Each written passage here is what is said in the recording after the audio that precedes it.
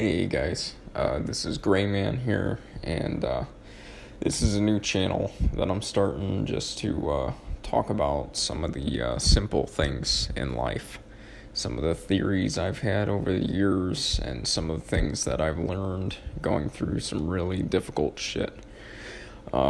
This isn't going to be for everybody, but I know there's somebody out here, looking for this information.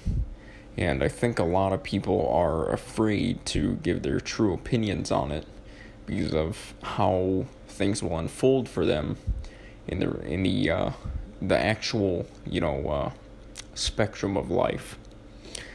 So this first one, that I'm gonna be talking about today is just about the topic of MGTOW. Now, what do I think about MGTOW? Well, you should probably know what MGTOW is before we talk about it.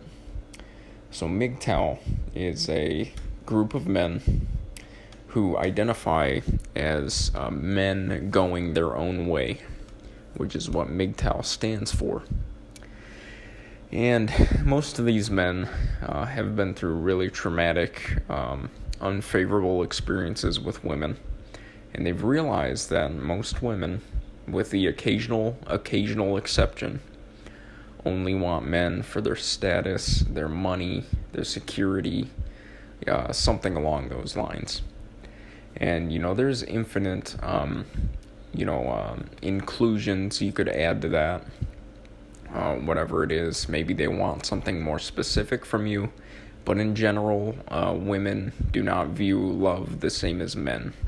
And the entire idea behind MGTOW is basically that men, in the end of the day, having a monogamous, settle down type of relationship are going to be screwed. And it's a really depressing thing for most people, including myself. I recently had a relationship that lasted about probably 2 years, maybe some change, I don't know. And, it does hurt. It does hurt a little bit because, it's been plenty of time after the relationship. But I still do, think, of all the fun things. Because, it's ignorant to deny that, there are some fun things and some benefits of being in a relationship. But aside from that, when I do think about the relationship, with everything considered, meaning all of the ups, the downs, all of the, side, round and round, every single part of it, I come to the conclusion that, it was a losing deal.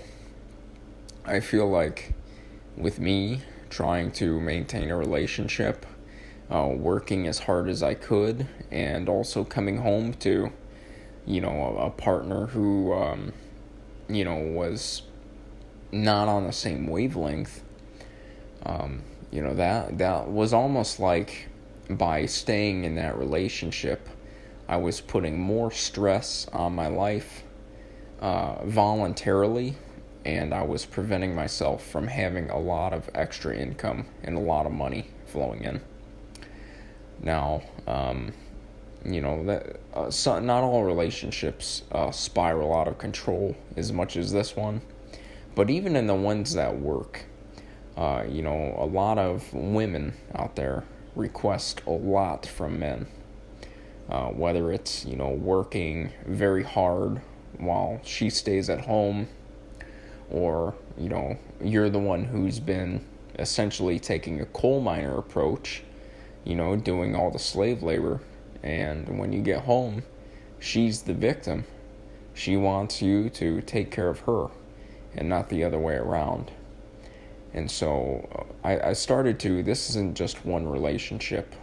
I've seen this all throughout my life, starting from my, mid-teens to up until now. And I've realized there's a pattern here.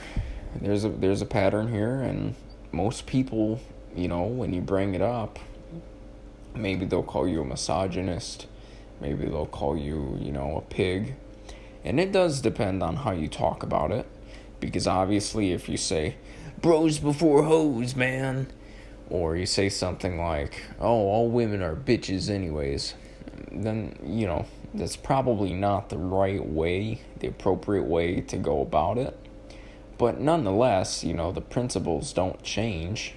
I mean, you're trying to get the same idea out there. You're just not watching your projection as well, right? But I really do believe, especially if you're a young man, you should stay single. You should work. You should keep your head down. Follow your goals. And you don't have to be a douche. You don't have to be a dick. You can be kind to people and still be MGTOW. But just, understand when you interact with, women on your terms, and you're getting into the realm of like flirting or dating or anything like that, kind of analyze it. Analyze it as objectively as you can, and just say what's going on here. Because most of the time, I'm a very drawn out person. I like to talk slow and think about what I'm gonna say and what my true feelings are, and I also like to put things on paper. And I'll give you an example, because I will say, the name of this channel is Gray Man, because I'm just a gray man, just like you. Sometimes we don't talk about this in person. Only trusted individuals do we tell everything to. And, I'm not going to publicize this channel. This is for me, and this is for you. Those are the only two parties concerned, right? But, I do want to tell stories in their truthfulness in all their entirety. And, I don't think you can do that when you put your face on everything. I think there's social, shall we say, negative social effects that will follow suit, because you're breaking away from the storyboard, right? When you talk about something like MGTOW, that's not as widespread as like, a blue pill mentality of, I got my dog and my wife, and I simp for my wife, and I pay her credit card bill, and everything's fine. It's not as acceptable to say, hey, hold on, wait, let's think about this. And so that's why we're Gray Man, and that's about several social issues, not just MGTOW. But anyways, I'm starting to digress a little bit. The issue with interacting with women casually and not dating them, just trying to have them around, on the side. You have to be careful, because they're very sneaky. Some of them are, anyways. And I recently, at a recent workplace, had a long-haired girl come up to me. And, I was a new kid on the block, and I said, hey, how you doing? This is who I am, what my background is. How about you? And she talked to me, nothing big. But at the end of the conversation, she said, hey, how about we go get some drinks this weekend? You seem like a cute, nice guy. I'm like, okay, that sounds fun. And, that's even getting into risky territory, because then you're putting your resources on the table, so that there's some commitment there. I don't think that's to be overlooked, because every dollar that you spend on these women, or trying to interact with and have sex with these women, you could extract that resource, and whether it's $5, $10, $100, $1,000, and you can put it towards your dream life, whatever your goal is that you are trying to achieve.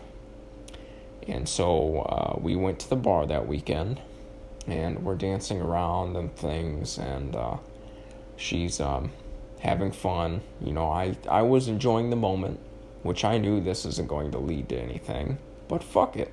I was in a new town. I was at a new place. I wanted to get out a little bit, and I had the money on hand to go ahead and say, hey, fuck it. We'll see what this area is about. Maybe I can get a more of an idea of this area if I go out and I meet some people. And so I fully intended on taking that girl home, having a good night, have sex, and make nothing of it the next day. But I found out in the middle of our date, if you want to call it that she has a boyfriend at home, and things aren't going so well, and that I was out with her while her boyfriend was at home. And, at this point in the date, I had already kissed her, and, we had already spent time with each other, and it's very concerning. I mean, I'm sure this is just one instance, but I think other men can relate to this, or we can at least make an example of this.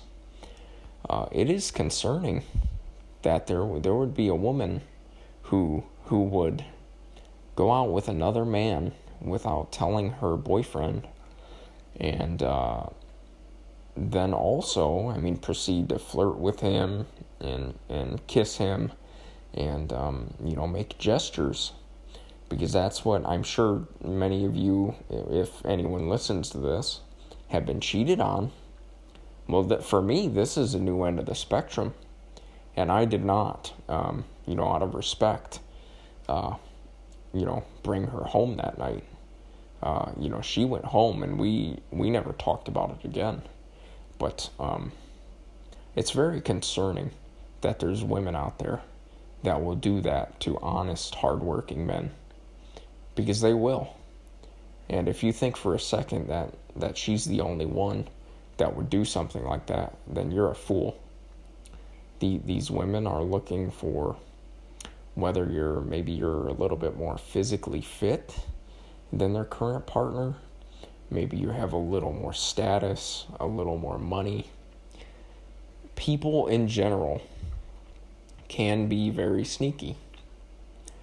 And, I like to give people the benefit of the doubt, which means, more specifically, when I meet somebody, if they do something weird, or they have, a slip up or make a mistake, I'm going to give them the benefit of the doubt. I'm going to give them a second chance, right? It's not I try to extend grace to people. Everybody, right? Because I think that's what you should do as a good human.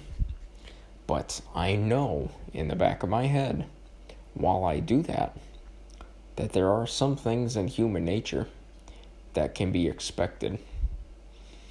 And one of those is, behavior by women based on their emotions. A lot of women, that's not the first woman that I've seen cheat. I've been on the other end of that spectrum. I've had a woman, actually, this was many years ago, but I had a woman that lived with me briefly. I actually said she could stay over, and I was very young at the time. One of my first long-term girlfriends, and she had stayed over for about, maybe 4 or 5 days, which I was fine with, because she lived right down the road. I figured, if she wants to come over, that's fine. She started moving her stuff in. I thought, what the hell is this? And eventually, there was so much shit there, she just started staying every night. I didn't make a big deal out of it, because I was getting sex out of it and whatnot, and it was cool at first, right? There's always that honeymoon period where, this is neat, this is fun, we're having fun together, I like this. There's always that at first, right? So I know that in the back of my head now, but I didn't back then. Well, this girl ended up living with me for a couple months every night. And, she was putting pressure on me to buy her a trailer, which I did not have money for. She was pressuring me to buy new furniture for the house, which I didn't have money or the desire for. And a lot of things, because I'm a simple guy, so I eat simple food. I like cheap food. I like to catch my own food, and I like to, keep the expense low. But she was very particular in her meals, and so a lot of times I spent money on, buying food for her, because she didn't want to eat what the poor man eats, right? And so I wasted a lot of money. And for what? Well, I'll tell you for what. Because this girl had claimed that she had, I believe it was thyroid issues. And she said, I need to go see my doctor every, couple weeks. And I said, okay, fine, go see your doctor. And I was working 2 or 3 jobs at the time. I can't remember exactly because I had 3 jobs in the summer. I can't remember the timeline because it was long ago. And this woman, turns out, I came home early one day, and she was packing her shit. And she had her friend, who I didn't even know, in my house. And I said, what is this? What are you fucking doing?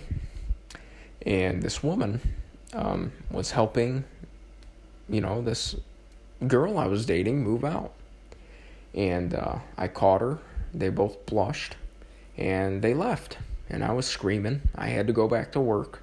So I locked the door. I went back to work, came home. Well, it turns out that she was going to leave me for another man.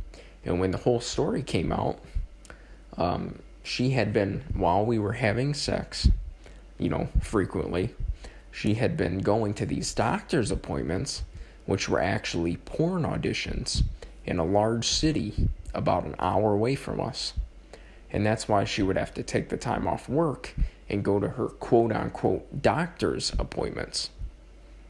And this hadn't struck me once, that this was the case. Because one time after sex, her private parts had swollen up like a grapefruit. And I said, well, that's very strange. You should maybe go to the doctor. She said, oh, that's normal. Like, I'll just text my friend, ask her what to do. And probably why she had swollen up like a grapefruit like that is because she was a slut. And she was sleeping with men and doing porn auditions behind my back. And think of how embarrassing and shameful something like that is for me to think about, especially when it was happening. So this is not an isolated incident. And I have several girlfriends and dates that have turned their back on, that have turned their back on me. But these are just a couple examples. Do not believe for a minute that some women out there will stab you in the back. Or they will not stab you in the back, They will. If you give them the chance and they have good enough reason to, it is in their nature to fuck you over for better opportunities for themselves. This is not the 40s. This is not the 60s. This is not, let's work things out. Let's, hell or high water, let's work through our problems. It's not like that anymore. You should see this by going to places like TikTok and Facebook and, Instagram. Men are not objectifying women. Women are objectifying themselves nowadays to entice men into their lives to receive the benefits of basically what the man has to offer. And as horrible as it is, you're not going to be the white knight to change it. And so it's going to be better for you, especially in the short term. And in the long term, I really do believe so too. If you understand all of this information, you don't have to like it. You just have to understand it and keep it with you. Because when you make yourself too vulnerable to a woman, you will pay the consequences. Because it is nice. I mean, some of us know, if you've had, a longer term relationship, it's nice to, when you come home from a day of hard work as a man, and maybe you've worked long hours or multiple jobs, or, maybe just a really intense job. Hell, even a job that's part-time, I mean, still is stressful. It is nice to come home and maybe every now and again you get some attention, or you have someone say, come here and let's curl up. But that's for every moment you do that, you are making yourself vulnerable to almost a counterattack. This is the reality. And it doesn't matter if it's the kindest, sweetest soul on the planet. If something better rolls through, someone with more money, more status, meaning, I don't know, maybe you work at McDonald's, and maybe she starts dating someone or seeing someone behind your back that owns some kind of record company, or is a high-tier manager, or, runs a bank, or any number of things.